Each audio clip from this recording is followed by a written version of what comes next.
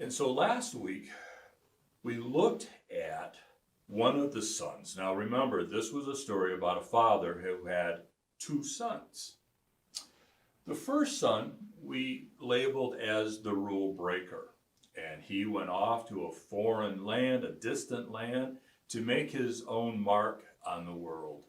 Well, he came to ruin because he wasn't able to hold on to his money. A famine came and he was forced to think of going home. And that's where we're going to pick up today, where we're going to meet the other brother who we're going to label as the rule maker. So let's get back into that story. So here is the younger brother, the rule breaker. He decides to head towards home. And as he's on his way home, just begin to think of the pressures that would become on him. He left not on good terms. He wasn't in good relationship with his brother, and he had just disrespected his father to the point where he was telling his father that he was dead to him. And so imagine, if you will, he's on his way home, needing a place to live. He's willing to humble himself, not to be a son, but to be a slave, to be a servant to his brother and to his father. So as he's walking, even though he's got hope, the weight of this sinful act is weighing on him. So his head is down. He's looking at the road and focusing on the road, and he can see his feet, and probably there is still splatter of mud and pig goop on his feet and on his legs, and possibly even on the clothes, the robe that he is wearing. And so this is what he's seeing. He's seeing the result, the disaster of what he's made of his life. And he's coming home. He's got his head down, so he can't witness what is about to happen. See, off in the distance, where his family farm is at, there is his father, who had been watching for his lost son to come home. We don't know if maybe another servant or villager had seen this young man on the road and had run ahead and to tell the father. Could be. I would like to think more that the father was actually looking daily with anticipation, knowing his son and his character would one day return. And when he sees the silhouette, when he sees the outline of his son, he recognizes him. And without any personal regard for himself. See, an adult male would never run in Jewish tradition.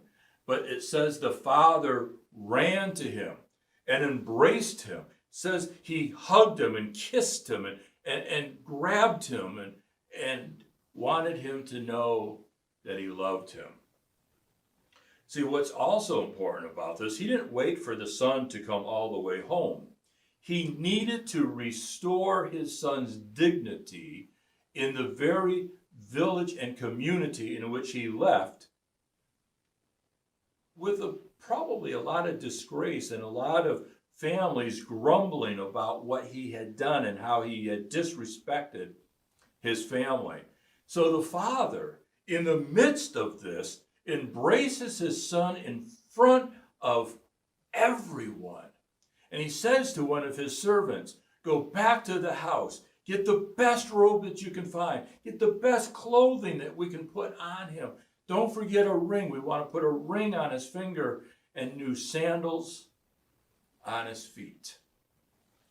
And one last thing he told this servant, tell those who are in charge of my flocks to go find the fattest calf, the one that's been set aside for just an occasion like this. We are going to party tonight.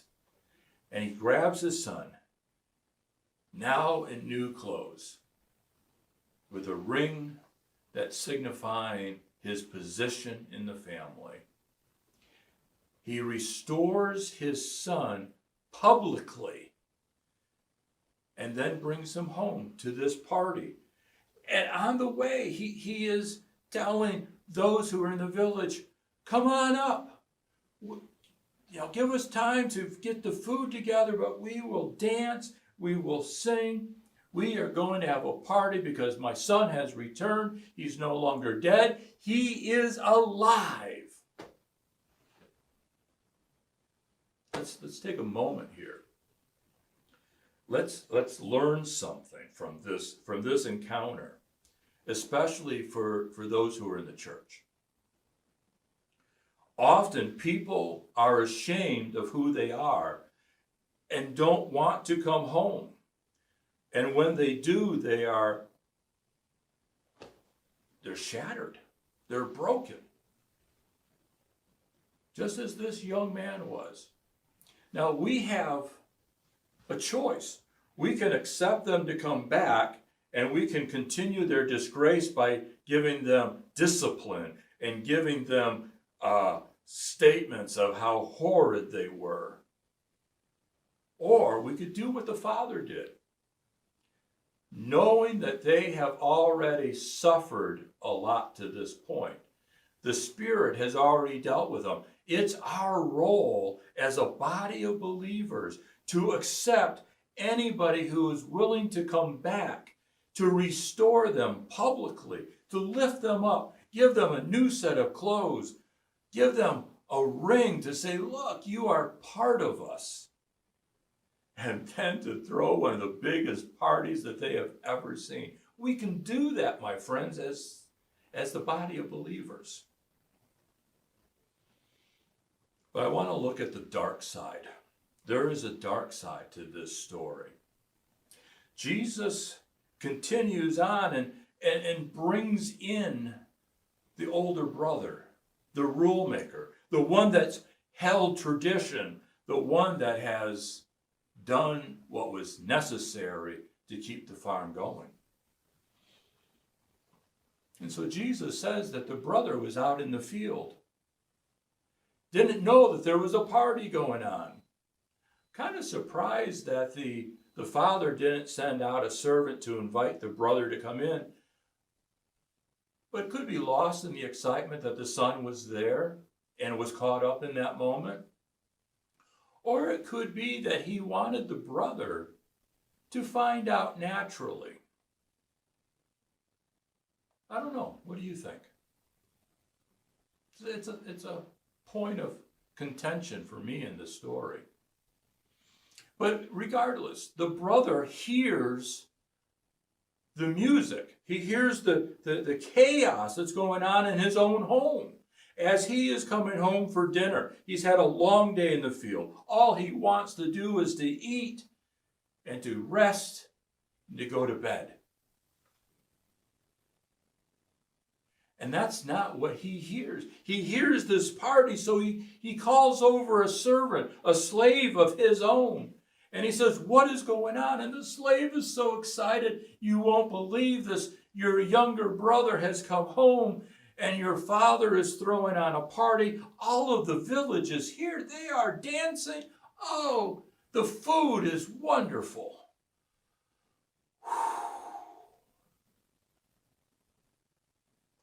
That older brother is just livid. He is throwing a temper tantrum. You can see him stomping around outside. He refuses to go in. He's making such a commotion that the people of the village are beginning to see what he's doing. They're beginning to wonder, why is he acting out like this? So the father comes out and begins to try to give some kind of an explanation. But the very first words out of the older son is, listen up. Might have even said, listen up, old man. This is a disgrace to the family that you would be doing this. He said, look at me. I have stayed put. I have been a slave to you. You have never given me even a goat to have a party with my friends, but yet you're going to give the best calf, the fatted calf, and all of this food to the one that disgraced you, the one that lost all of his money. Bet it was on prostitutes even. No, it's a speculation. Wanted to demean his little brother.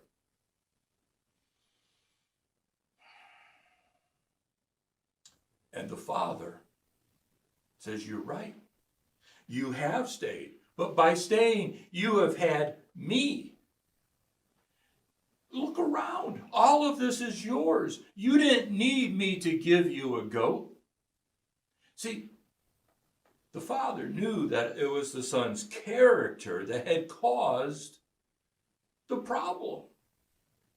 And the father says, come on in. Let's party. This is all of yours anyways. Let us celebrate that the one that was lost to us has returned, and let us rejoice that he's no longer dead to us. I'm pausing because there's nothing left to the story. Jesus leaves it there, leaves us with our curiosity. Did the son go in? Did the son continue to demand his own way? It's a good question. Would the older son humble himself to go in, just as the younger son had humbled himself to become even a slave to the older brother? I'm going to talk to us, church. And what I mean is you and me, the believers. What is our attitude? Have we gotten to the point where we do this because this is our duty? We're Christians because this is what is right to do, but yet it's no longer fun to do. It's no longer a privilege to do. It's no longer enjoyable. Being a Christian is a set of rules and laws and have-tos, and not that we can enjoy it. See, the older brother didn't enjoy what he was doing. He didn't take time to go and party with his friends. No one told him he couldn't. He was the heir, just as we are heir to God. God being our Father, Jesus being our brother. We have rights and privileges. It's not all about duty. We can take time to celebrate. The question is, do we? Do we really believe in what is given to us? Or are we stuck in being rule makers? And then wanting everyone else to follow the same rules that we put together, instead of allowing God's mercy and God's grace to flow abundantly and freely. We put restrictions on people. We put demands on people. You have to look like me. You have to smell like me. You have to work like me. And you have to be dreary like me. We don't know if the son had a heart that melted. I hope so. I hope that our hearts will be so exuberant when other people come home that we're willing to accept them, just as God has really accepted us. So that's the first thing that I want us to look at, is where is our attitude in this? Where are we in this story? Are we a rule breaker, or are we a rule maker? Now here's the second thing I want us to begin to think about. Truly, we need to have characteristics of both. See, Jesus dealt with this with Mary and Martha. Mary was at the feet listening. Martha was out doing all the chores and was getting all mad. Both are needed. If you don't have workers, nothing gets done. But at the same token, remember what I said last week? What was a characteristic of a rule breaker? They were creative. They were willing to venture out and to try new things. See, we need to have that ability to launch out and to try. But we need to have others who are willing to be steadfast and can work, but they need to be both guided by the Spirit so that they work complementary to each other, knowing that each other is needed to provide awesome ministry for those who are around. Each can curb the downside of the other. See, what the rule breaker needed was a mentor, was someone to teach him how to do what it is that he's seeking to do. And that can be done by the older brother, the one that's experienced, but has learned how to curb some of that. And so, but the older brother needs to be reminded of new ways of doing things. You can get so caught up in doing the same thing over and over and over that you may not see what is new that could help. Think of a farmer, especially a farmer. My uncle went out and scurried the countryside to keep his round baler put together because he could not see the advantage of a square bale. And so that technology came and went. But then out came the large round bales. And so my uncle felt a little vindicated, says, see, I still have the round bales. Look how good they are. But then technology's moved even beyond the big round bales to how they blow the food into these horizontal silos, basically big vinyl tents. So technology moves, but it takes the innovator, it takes the one willing to experiment to move us forward. Same thing in our ministry. It takes those who are willing to invent to kind of keep us sharp. So as the world changes, so should the church be continuing to change. Just as we're using this technology, and as we are beginning to develop small groups, this is where we're going to come together to find our connections. Let's pray. Lord, help us to build upon the character that you've put inside of us. Let the rule breakers merge with the rule makers so that they become one unit working together. Help us not to find the fault in each other, but what is great about each other, Lord. Help us as the body of connections to become a wonderful piece that is willing to work in our communities so that so many people will begin to find you and will become transformed in their lives. We put all of this into your holy name. Amen. That's it. Rule makers, rule breakers. Which one are you? Neither is bad. Both are great. See you next time.